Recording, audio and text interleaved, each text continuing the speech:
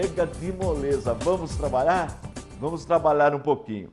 Então hoje nós vamos estudar a Bíblia e as seitas, porque eu falei na aula passada de estatística, falei do crescimento do cristianismo, falei um pouquinho do protestantismo, do catolicismo romano, mas agora, de repente, você esteja perguntando, assistiu o programa, até gostou da aula, mas de repente está perguntando, mas e a Bíblia?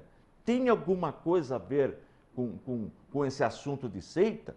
A Bíblia fala de outras religiões? Fala. Jesus, por exemplo, ele teve discussões sérias e mostrou na palavra onde estavam as falhas dos fariseus, os erros dos fariseus, os erros dos saduceus.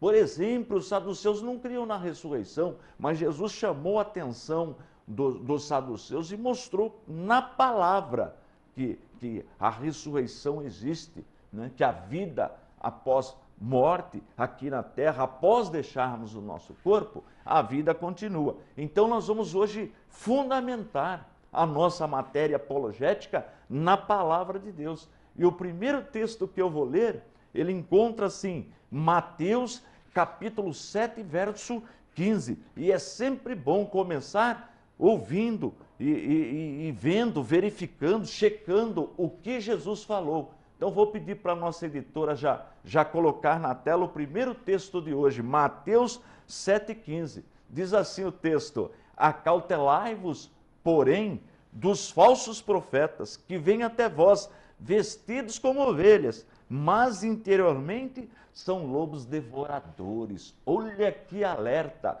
Então Jesus está falando, olha, tome cuidado, toma muito cuidado com o falso profeta, porque o falso profeta, ele vem vestido como ovelha. Você pensa que é uma ovelha, mas não é, é um lobo. Tem até um comentário que eu vi um pastor uma vez, no Rio de Janeiro, esse pastor falou no púlpito esse fato e eu quero compartilhar com você. Ele disse o seguinte, que num período de carnaval, era um período de carnaval e tinha uma pessoa que não estava mais indo na igreja. Ele fraquejou na fé, ele desanimou, não queria mais saber de igreja e ele começou a beber, começou a fazer uso de bebida alcoólica. Como era a época de carnaval, ele exagerou um pouquinho na bebida. Olha que situação. E ele falou, não, eu não quero mais saber de ir na igreja, eu vou pular carnaval. Já estava alterado, falou, eu vou pular carnaval. Mas aí ele pensou, mas para pular carnaval é importante uma fantasia. Uma fantasia. Então ele pegou um livro na casa dele e deu certo que era um livro de religião e tinha a ilustração do diabo, do capeta. Aí ele falou, não, eu vou fazer uma fantasia de capeta para mim. Olha que interessante.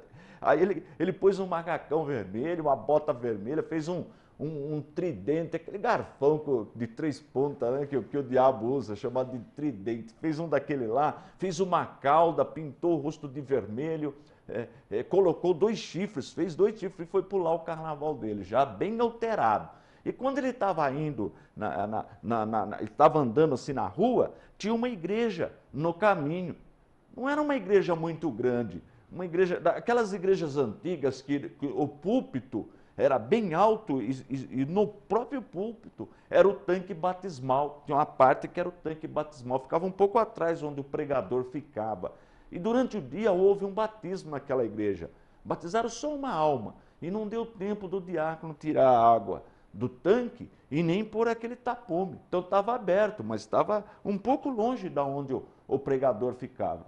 E o pastor estava pregando. Você já viu aqueles pastores que começam a pregar e não para mais? Parece que a última mensagem dele, ele esquece que as pessoas têm compromisso, ele estoura o horário. Então já era quase, o culto era para terminar 9h30, já estava dando quase 10 horas. Olha que situação, 10 e pouco.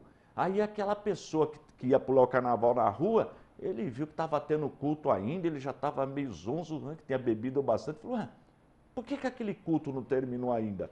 Quando eu era crente, eu ia na igreja, o culto terminava 9, 9h15, já são mais de 10, o culto não terminou ainda.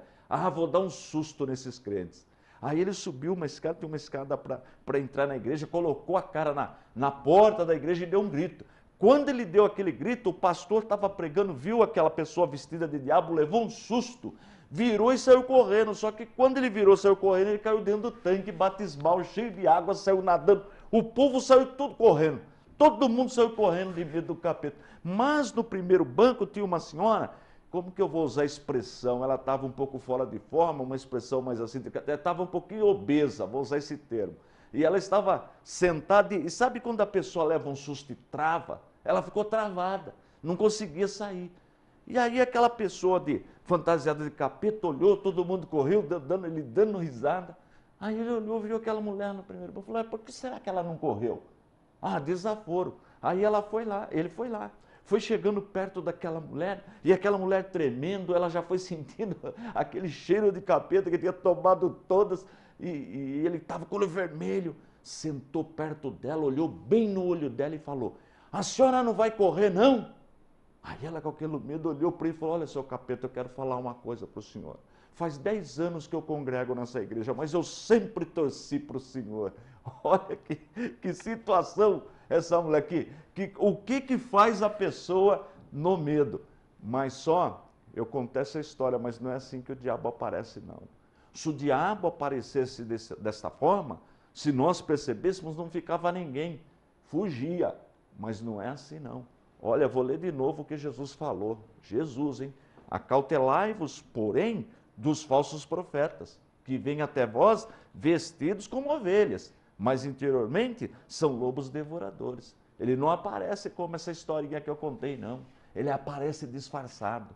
E se o líder, se a igreja não conhecer a palavra, pode ser enganada. Pode ser enganada. Porque o diabo chega até usar a Bíblia para enganar o crente. Aliás, na tentação no deserto, contra Jesus, ele usou a Bíblia. Sabia disso? Muito cuidado. Então precisamos conhecer a verdade, e a verdade é a palavra.